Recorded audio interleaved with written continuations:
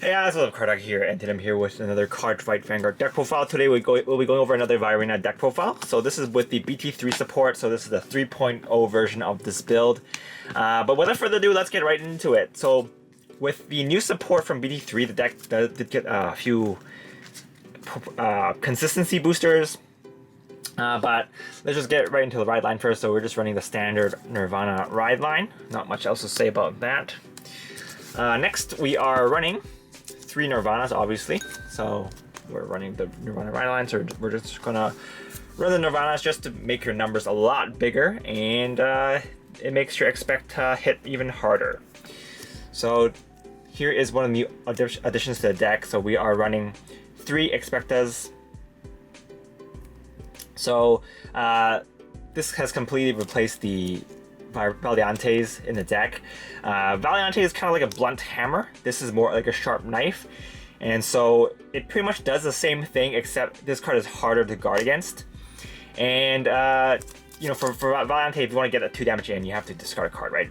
This one, if you hit, you're just going to deal 2 damage immediately, and he also gets the 15k buff and extra crit, so that's very, very nice. If your opponent doesn't have a perfect guard, they're pretty much screwed. So they have to, if they're hard guarding this, it's going to cost them quite a few cards from hand to do so. Valiante doesn't quite go as high, so yeah, in that aspect this one's better. Most of the time in the current meta right now anyway, if you have a Valiante or a grade 3 or an overdress unit in general, it's going to get retired on your opponent's turn most of the time anyway, so his cost isn't really that bad. So once you soul blast everything, he's a piece of crap on the field, but that's okay because he's gonna get wiped away anyway. So might as well put that overdress in some use. So pretty good overall. This card has helped me win so many games, so I definitely do quite like this new addition. And three is enough. You want to get him more than one time in the game if you're planning to use the skill, so that's fine. A lot of people are saying, oh, this card's bad because you know, your opponent just can just PG it. That's kind of the point of this card. You want to bait some PGs, and if it doesn't bait any PGs, that means your opponent is pretty much close to dead. So that's good. That's a plus on your side. Next, we're running 4 Elgas. So this is the card from BT2, obviously. It's the main countercharging card in this deck, and it's still really, really good. This deck doesn't have any countercharge options except for this one, so it's good. Helps you countercharge and helps you multi-attack. So it's Elga is probably still one of the best overdress units in Dragon Empire right now. Next, we are running Arcs. So this is the second best overdress unit in the deck. This card, it just helps you draw. It's really good. You want to have this turn 2 most of the time. Just help you make your hand a little bit beefier. And yeah, overall it's really good. Most of the time, once you after using this effect, you're gonna overdress it into Expecta for the grade 3 turn. So pretty good. And of course, please keep in mind, the skill is not mandatory, so if you're playing against a deck that doesn't retire or don't feel like you want to use that Soul Blast, or yeah, no, the Soul Blast for this, the Soul Blasting Stress is for this, then don't feel pressured to use it, but you can, and you can save it for later, but yeah, anyway. For Arcs is really good. Next, we're running 2 of the regular Vairinas. I see people running 3 of these. 2 is fine. I think most of the time when you're running 2, you won't not be able to search for it when you're riding your grade 3. So 2 is fine, and it's still pretty good. You know, just being a 20k is nice. So we're keeping that there. The great ones, we're running 3 of this discard fodder. The deck still uses soul, so we want to have this, and most of the time you're going to use it. Like, this card is pretty alive most of the game because you can use it for a ride deck, you can use it for your Vairina skills, and helps you feel for more Elgar attacks. I think we dropped this from 4 to 3 because we have to run some other stuff, and that's perfectly fine. It's not as key as before because we have more than one win condition now, so yeah, it's pretty good. Next, we're running 3 of the overdress search. So for kind of last one, you can look at the top 7 cards of your deck and add a card with the overdress effect. We're running quite a few overdress cards, so most of the time you're not going to whiff. And it's just to help you deck thin.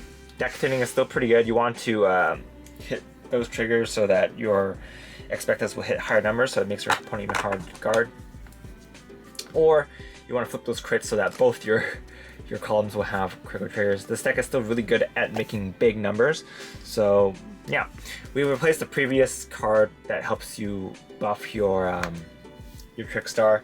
Honestly, 13k and 18k doesn't make that much of a difference. No, sorry, 23k and 28k doesn't make that much of a difference. So it's fine. Having this just boost your Trickstar is fine. 13, 23. You're still gonna chip cards out of your opponent's hand, which is the main purpose of that Trickstar attack. So there's that, and of course we're running 4 Trickstars just because this is an overdress deck, and we want to have Trickstar accessible all the time. Next, we are running 4 Purple Guards, just because Purple Guards are good. Next, we are running the Dragon Empire Overtrigger. Sorry, Dragon Empire, not Dragon Empire. Dragon Empire Overtrigger. Not much else about that. And we're running 8 crits, 3 fronts. You can run draws instead. I kind of like the fronts just because it makes your Expecta bigger. If your opponent doesn't, it just makes your columns bigger. And I think I like the 20k shield a bit more. This deck has quite a bit of search, and it's got enough draw from the arcs that I don't think the draws are that necessary, but each to his own. It depends on what kind of meta you're playing against. If there's a lot of cards a lot of decks in your area that a lot of players in your area that rush, draws might be better. But yeah, I like the 20k shield. So that's pretty much it for this deck. It's pretty simple. It's not too many changes from the first 2 builds. Honestly, mainly the Great One ratios that changed a bit, and obviously the Valiantes have changed to Expectas. But yeah, what do you guys think about Expecta? Do you guys like this card? Yes, not like this card? Do you think it's just too glass cannon for you?